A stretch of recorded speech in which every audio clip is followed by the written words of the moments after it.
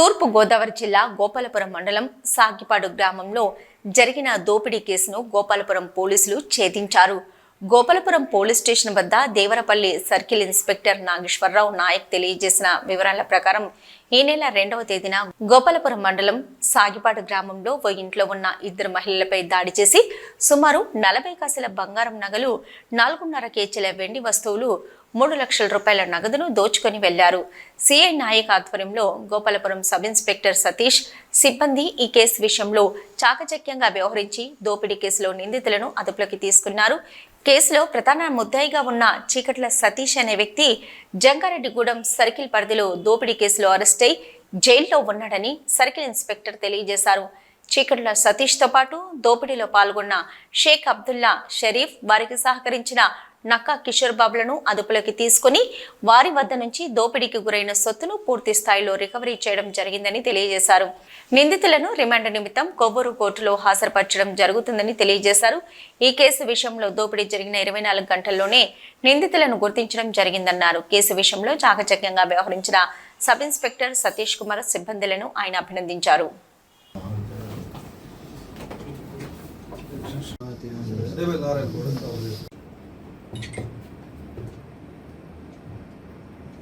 Sir photo కూడా తీసుకుంటారు.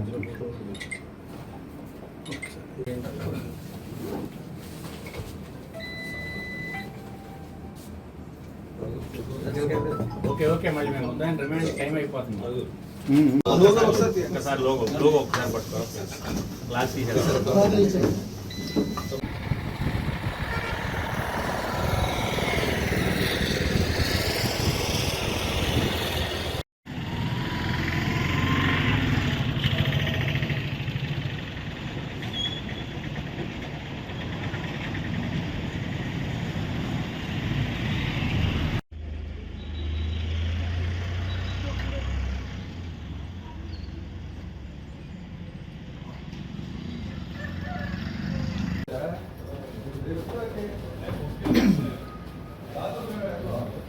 తీసేయండి.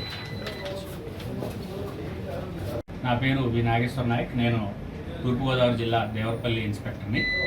ఈరోజు ఈ ప్రెస్ మీట్ పెట్టక కారణం, ఈ నెల అంటే నవంబర్ నెల 2వ తారీఖు సాయంత్రం రాత్రి సుమారు 7-8 గంటల మధ్యలో గోపాలపురం మండలం సాగిపాడు అనే విలేజ్, అంటే దొండపూడి దగ్గరలో ఉంటుంది, సాగిపాడు అనే విలేజ్లో ఒక ఇంట్లో ఇద్దరు మహిళలు, ఒక ఆవిడ సుమారు 40 సంవత్సరాలు, ఇంకో ఆవిడ 80 సంవత్సరాలు, ఇద్దరు మహిళల మీద దాడి చేసి తీవ్రంగా తల మీద రాడ్డుతో దాడి చేసి ఆ ఇంట్లో ఉన్న బంగారపు వాళ్ళని బెదిరించి కట్టేసేసి బంగారపు వస్తువులు, వెండి వస్తువులు, కొంత డబ్బు దోచుకెళ్ళినట్టు మాకు రిపోర్ట్ వచ్చింది.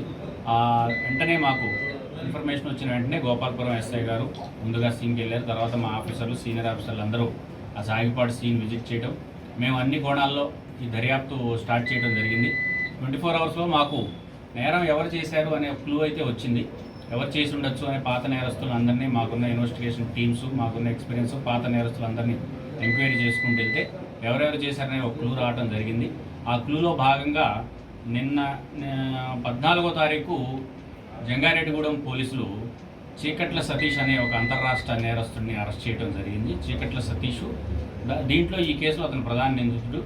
అతని తర్వాత మేము నిన్న సాయంత్రం సుమారు 5-6 గంటల మధ్యలో గుడ్డిగూడెం వెళ్ళే దారిలో కనకదుర్గం టెంపుల్ ఉంది, అక్కడ మిగతా ఇద్దరిని మొత్తం ఈ కేసులో ఇద్దరైతే సీన్లో డైరెక్ట్గా పార్టిసిపేట్ చేశాడు. ఒకడు మాత్రం కాపలా ఉంటూ ఆ ఇల్లు చూపించడం, సలహా ఇవ్వటం, సూచనలు ఇవ్వటం ఈ ఏరియా జరిగింది.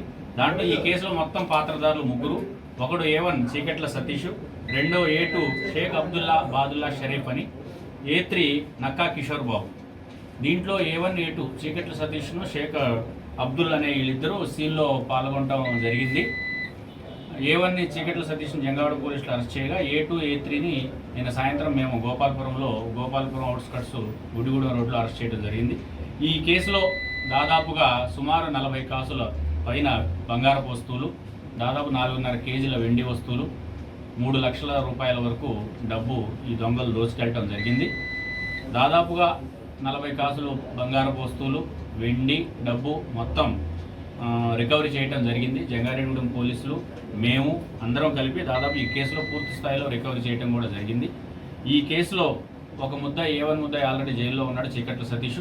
A2 A3ని ఇప్పుడు కొవ్వూరు కోర్టులో ప్రొడ్యూస్ చేయబోతున్నాం.